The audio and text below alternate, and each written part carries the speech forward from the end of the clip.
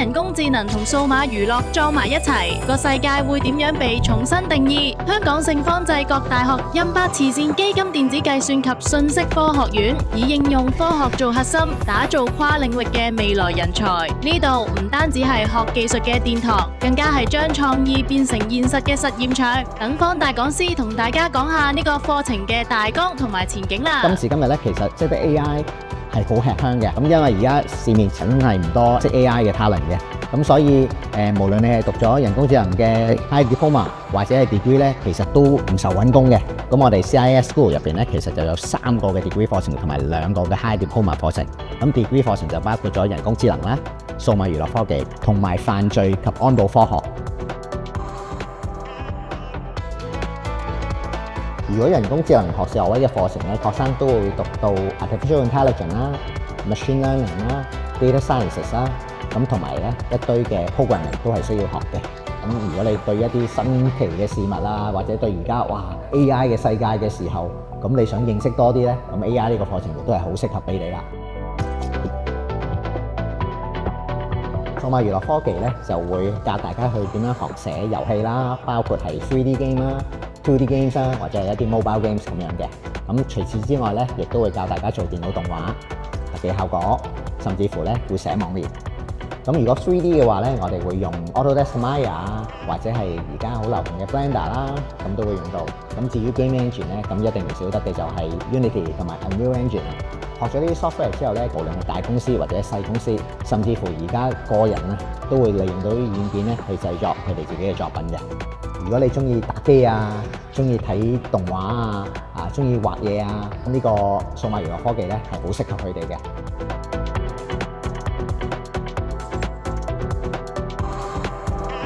犯罪及安保科學咧，其實係一個應用學位嚟嘅，基本上就係利用傳統嘅犯罪學，利用人工智能去分析罪案嘅個案啦，同埋預防罪案嘅發生嘅。傳統嘅犯罪及安保科學咧，咁可能係對付傳統嘅犯罪係有用。今時今日大家都知道用 AI 啦，咁如果你要投身呢一行無論你係做紀律部隊啦、保安嘅職業啦，或者係想自己嘅公司咧都比較穩陣啲嘅咧，犯罪及安保科學咧就可以俾到大家專業知識去應對而家越嚟越多嘅科技犯罪。High Dip 咧就有 AI 同埋 Crime and Security Sciences。咁 AI 嗰個 High Diploma 課程咧，其實係 degree 嘅頭2年嘅內容咯。咁讀完2年之後咧，其實就可以有機會接駁上去第3年嘅 AI 呢個 degree 課程，或者係另外2個 degree 嘅課程。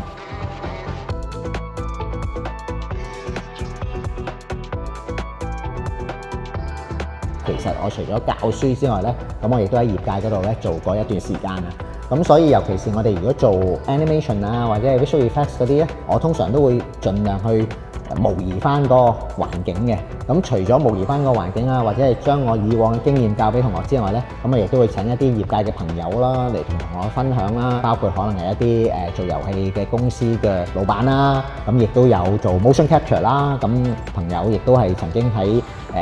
一啲大型嘅利用到 motion capture 做嘅電影咧，咁佢參與過咧，咁亦都有喺度咧嚟同我哋同學分享。咁等同學咧喺畢業之前咧已經有咗呢一方面嘅經驗，咁佢做出嚟嘅 project 咧亦都會相對咧比較 professional 啲啦。咁同埋將來佢出到嚟嘅時候咧，亦都冇咁驚嘅。我哋 AI 嘅同學咧，其實亦都好犀利啊！咁我見到佢哋有同學畢業嘅作品咧，已經做到咧好似出邊坊間嘅而家嘅一啲 apps 咁樣啊，即係都要利用到 AI 去點樣幫你啊，甚至乎去幫你去瘦身啊，幫你去揾嘢食啊。亦都甚至乎咧，佢好似而家出邊我哋成日都講嘅 ChatGPT 啊，咁同學亦都可以自己做到呢一類型嘅 AI 嘅 program 出嚟啦。聖方濟各大學有好多唔同嘅課程，由基礎文憑、高級文憑，甚至係學士或者碩士，同學都可以揀到啱自己嘅課程。由算法設計到虛擬世界構建，由機器學習到沉浸式娛樂開發，我哋培養嘅係帶領下一個科技浪潮嘅實踐者。